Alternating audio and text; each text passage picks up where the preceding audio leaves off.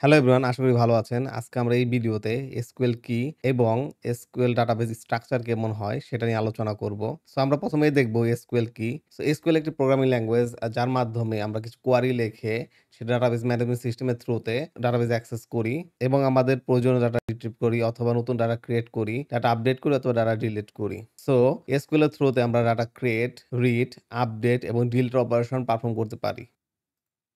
So এরপর আমরা দেখি SQL সার্ভার ডাটাবেস স্ট্রাকচারটা আসলে কেমন। সো SQL সার্ভার ডাটাবেজে আমাদের কিছু টেবিল থাকে। ফর এক্সাম্পল আমাদের টেবিল থাকতে পারে ইউজার টেবিল, টেবিল থাকতে পারে কাস্টমার টেবিল, টেবিল থাকতে পারে অ্যাড্রেস টেবিল। এরকম অনেক টেবিল থাকতে পারে এবং প্রতিটি টেবিলের কিছু কলাম থাকে এবং সে কলামগুলো একটা ডাটার অ্যাট্রিবিউটকে ডিফাইন করে এবং প্রতিটি টেবিলে কিছু ডাটা থাকে এবং এই ডাটাগুলো একটা রো এর মধ্যে ইন্ডিভিজুয়াল এন্টিটি হিসেবে থাকে।